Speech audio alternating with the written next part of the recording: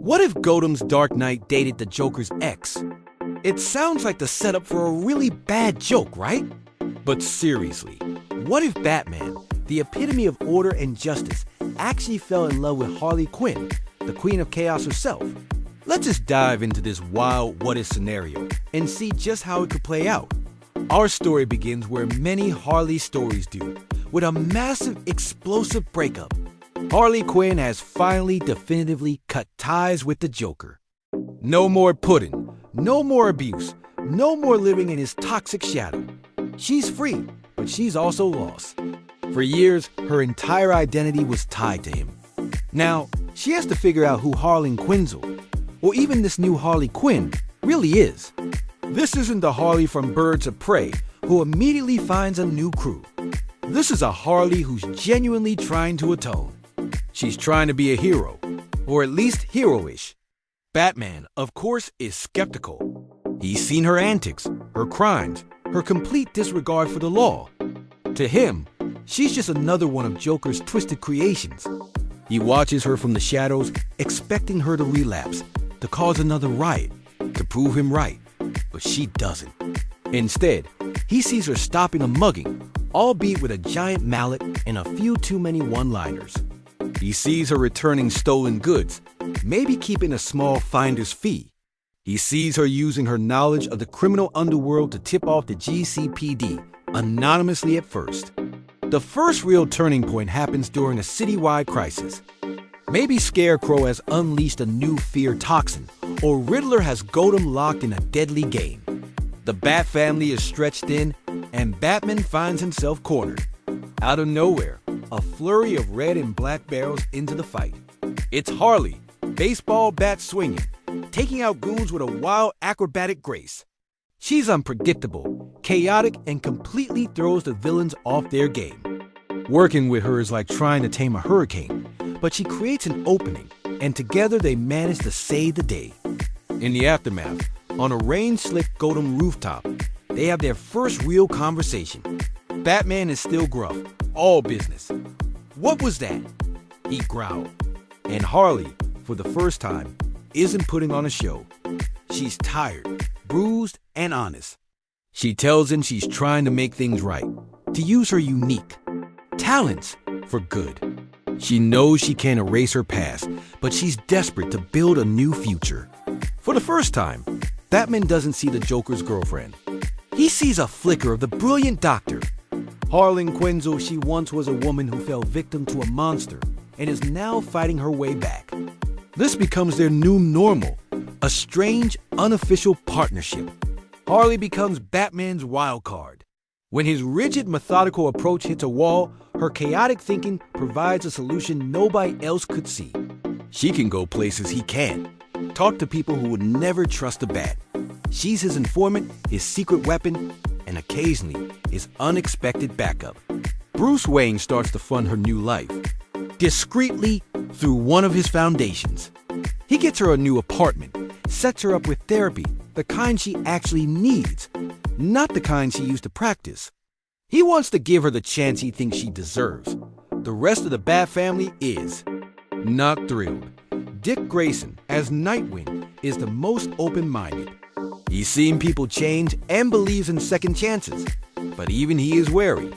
Jason Todd, the Red Hood, surprisingly, might get it. He understands what it's like to be an outcast, to walk the line between hero and villain. But Damian Wayne? He would absolutely despise her. He'd see her as an unstable, idiotic clown who has no place in his father's world. The arguments in the Batcave would be legendary. "Father, she is a menace." "She's an asset, Damian." Alfred, however, would be the key. He's seen Master Bruce brood in solitude for years. He sees the way Harley, despite her chaos, brings a spark of light into Bruce's dark world. He notices that Bruce almost smiles when recounting one of her ridiculous plans that somehow worked.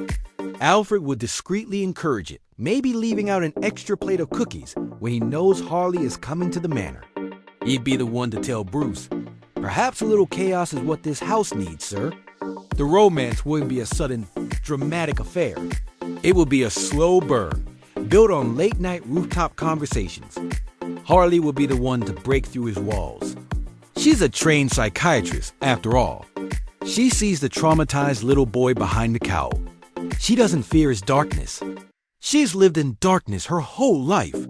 She teases him, calls him Batsy, and makes him laugh a real genuine laugh that no one has heard in years. Bruce, in turn, sees past her clown makeup. He sees her intelligence, her resilience, her genuine desire to be better. He respects her fight. The moment it clicks would be a quiet one. Not during a battle, but a moment of peace. Maybe they're sitting in the Batmobile after a long night, watching the sunrise over Gotham. Harley is uncharacteristically quiet, and Bruce just reaches out and takes her hand. It's a simple gesture, but for him, it's monumental. It's an admission that he sees her, that he trusts her, that he cares for her. Of course, their relationship would be a secret. The public could never know. The headlines would be a nightmare. Batman's new squeeze is a killer clown. It would undermine everything he's built. But in their private world, they find a strange, beautiful balance. He's the anchor that keeps her grounded. She's the chaos that reminds him to live. She redecorates a corner of the Batcave with glitter and pop art, much to Damon's horror. He takes her to fancy galas as Bruce Wayne, introducing her as a consultant, and they share secret smiles across the room. But what about the Joker? He would not take this well. In his twisted mind, Harley is his property. Seeing her not just happy, but with his greatest enemy? That would trigger a level of obsessive rage we've never seen before. His attacks would become personal, aimed not just at Batman, but at destroying Harley's new life. He would try to prove to her, and to the world, that she's still his monster. This would be the ultimate test for their relationship.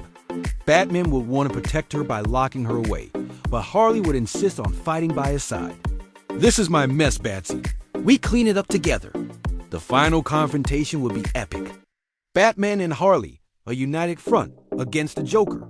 It will be a brutal psychological war. Joker would taunt Harley, trying to drag her back into the darkness, while Batman would have to trust that she's strong enough to resist. And she is. With Batman's support, Harley finally confronts her abuser, not as a victim, but as a survivor. She's the one who outsmarts him, using her intimate knowledge of his psyche against him. They defeat him, not just by punching him, but by proving his philosophy wrong. He believes one bad day can ruin anyone, but Harley is living proof that you can come back from 1,000 bad days. In the end, their love story is unconventional, messy, and probably a little bit crazy. But it works. Batman, the man who thought he was doomed to be alone, finds love with the one person no one expected. And Harley Quinn, the woman who thought she was nothing without her pudding, finds out she's a hero in her own right, and she's more than enough. They wouldn't fix each other. Instead, they would save each other. They're two broken people who find a way to be whole together, proving that even in the darkest city in the world, love can bloom in the most unexpected places. It's a testament to the idea that everyone deserves a second chance at happiness, even if it's with your arch nemesis' ex-girlfriend. And that, in itself, is a story worth telling. So what do you think? Could a romance between Batman and Harley ever work? Let me know your thoughts in the comments below. Thanks for watching, and don't forget to like and subscribe for more what-if scenarios.